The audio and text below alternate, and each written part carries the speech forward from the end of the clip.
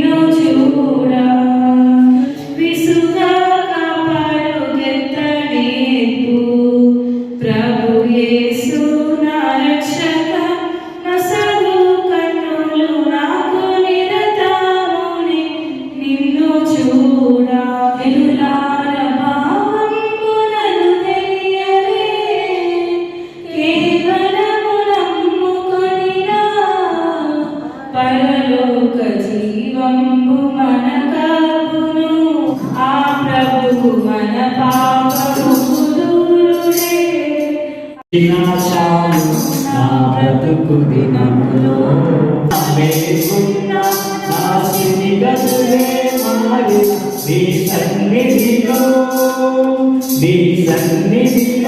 ఆనందించే భాగ్యము నా చాలు నీ మాట జీవము గలదయ్యా యేసయ్యా నీ మాట సత్యము గలదయ్యా నీ మాట తప్పిన వారిని సరిచేయును నీ మాట కృంగిపోయిన వారిని లేవనెత్తును నీ మాట ఏది మారినా నీ మాట మారదయ్యా ఏది ఆగినా నీ మాట జరుగునయ్యా మార బతుకులు కూడా మధురం చేయును నీ మాట ఆరిపోయిన బ్రతుకులు వెలిగించును నీ మాట ఏది మారినా నీ మాట మారదయ్యా ఏది ఆగినా నీ మాట జరుగునయ్యా స్తుతులపైన నివసించువాడా నా అంతరంగికుడా యేసయ్యా నీవు నా రక్షకుడై ఉన్నావు నన్నే జయమే జయమే స్తుతులపైన నివసించువాడా నా అంతరంగికుడా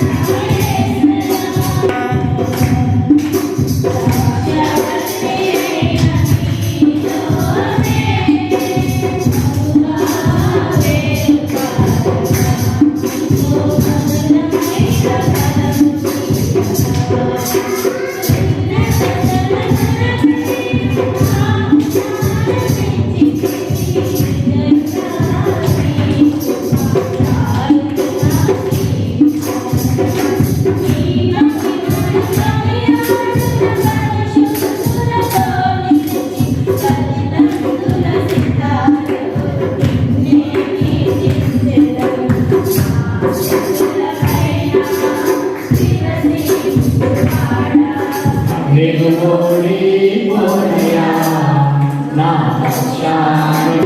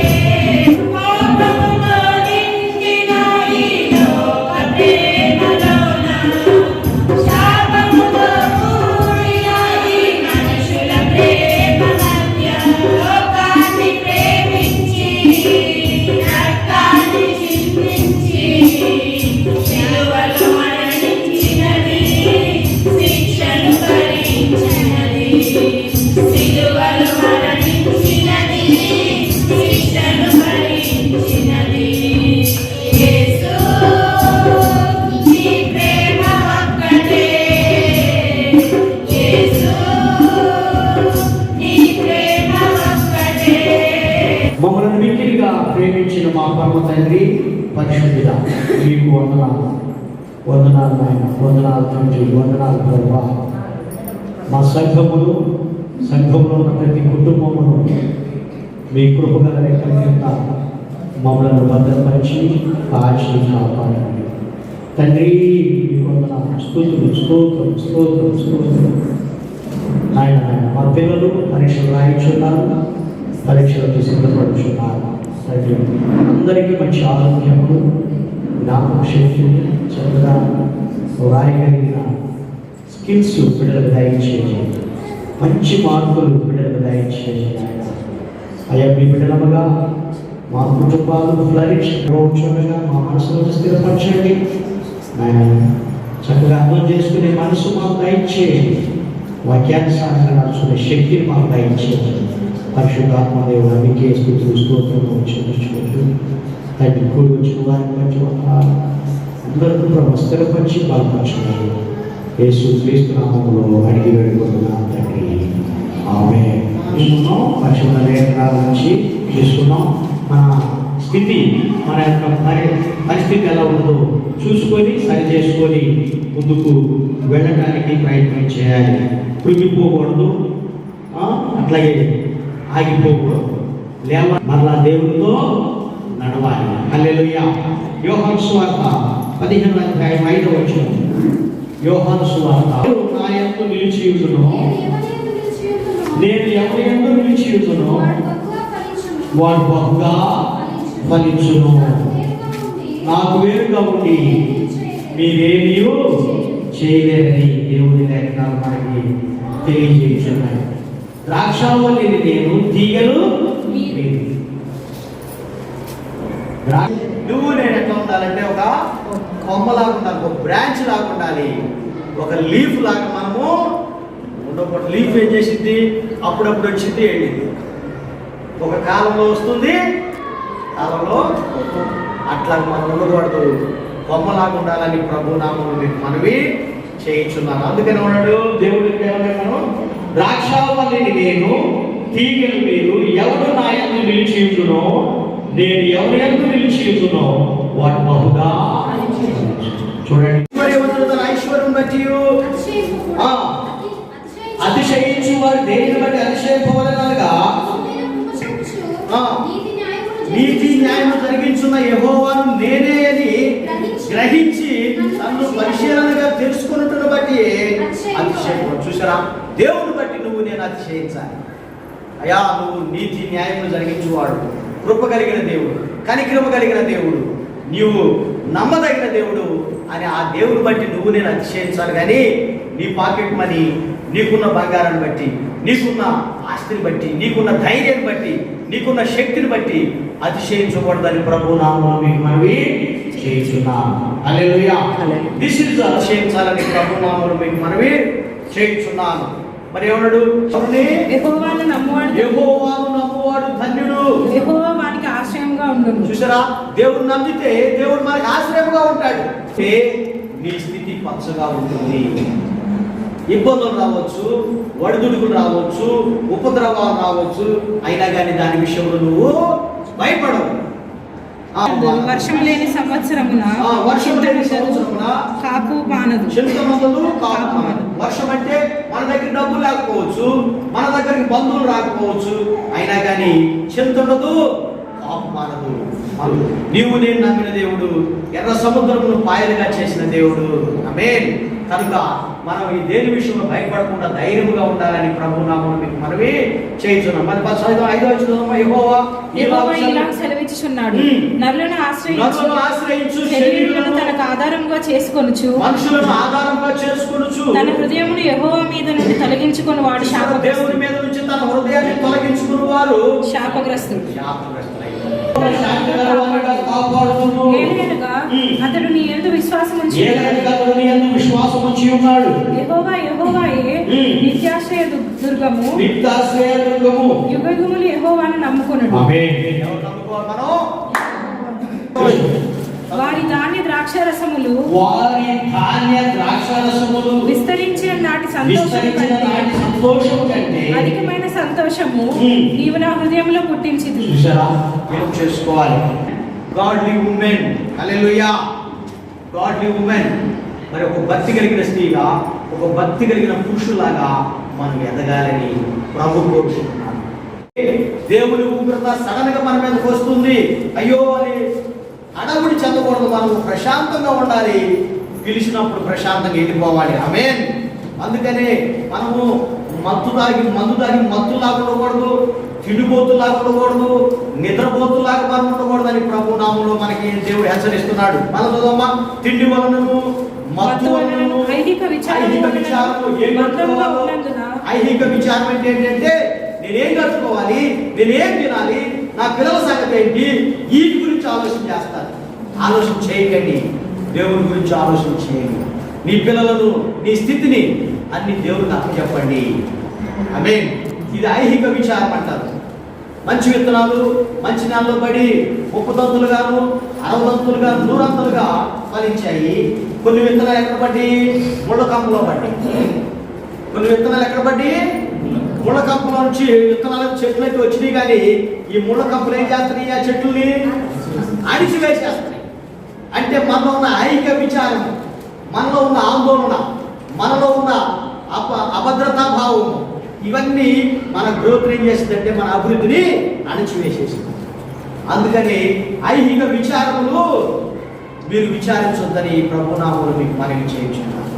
చదవమ్మ. ఐహిక విచారములు వాళ్ళు నన్ను మందలుగా ఉన్నందున ఆ దినము అకస్మాత్తుగా మీ మీదికి ఉరివచ్చినట్టు రాకుండా మీ విషయమై మీరు జాగ్రత్తగా ఉండు. దేవుల్లో ఎదగాలి, అంటు కట్టబడ్డ వారుగా మనం ఉండాలని ప్రభునామములు మీకు మనవి చేయించున్నాను. హల్లెలూయా. 19 వచనం. నన్ను ప్రేమించు వారిని నేను ప్రేమించుచున్నాను. నన్ను ప్రేమించు వారిని నేను ప్రేమించుచున్నాను. నన్ను జాగ్రత్తగా వెతుకువారు నన్ను కనుకొందురు. ఐశ్వర్య ఘనతలను స్థిరమైన కలిమియు నీతియు నా యొద్దనున్నవి. మేలిమి బంగారము మంచిది. ప్రశస్తమైన వెండి కంటే నా వల్ల కలుగు దొడ్డది. చూసారా? వారి నిధులను ఆర్ యు లవింగ్ గాడ్? దేవుడిని మనం ప్రేమిస్తున్నామా? ఒక్కసారి ఆలోచించండి. దేవుడిని ప్రేమిస్తున్నామా? ఎవరిని ప్రేమిస్తున్నాం? దేవుడిని ప్రేమించాలి. అమ్మను ప్రేమిస్తున్నారా? తర్వాత ఫస్ట్ ఎవరిని ప్రేమించాలి? తర్వాత అమ్మను ప్రేమించాలి. ఆయన ప్రేమిస్తున్నారా? దేవుడిని ప్రేమించండి. ముందు దేవుడిని ప్రేమించండి, అప్పుడు అందరికీ న్యాయం చేస్తారండి. హల్లెలూయా.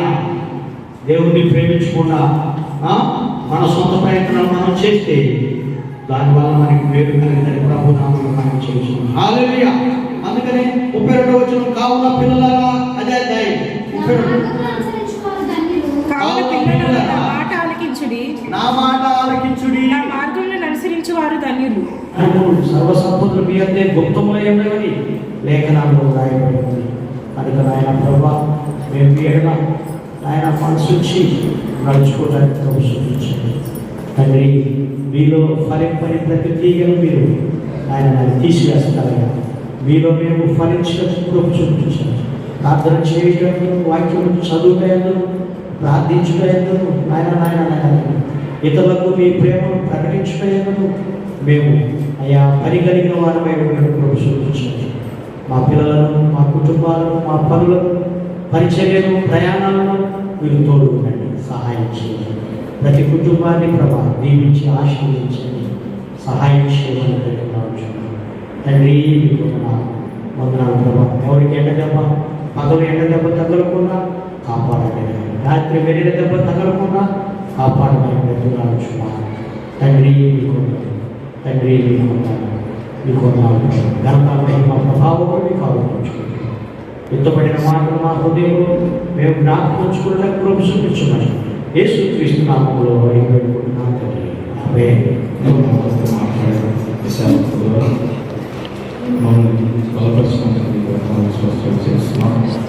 స్థితమైన మాట ప్రతి హృదయంలో ఆరోగ్యాలకు సహాయం చేయండి. ప్రతి ద్రాక్ష తీగ ఫలించడానికి సహాయం అనుగ్రహించండి. మరి ఇన్నటి వాక్యం ప్రతి హృదయంలో ఆయన గ్రహించే ఆలోచన ఇచ్చేది. వాక్యం సరిగా ముందుకు వెళ్ళాలని జ్ఞానం మాకు అనుగ్రహించండి. వాక్యం శ్రద్ధ కలిగి మరి ఇది ఈస్పెట్టి వాక్యం కనుక ఆయన గ్రహించే శక్తి మాకు అనుగ్రహించండి.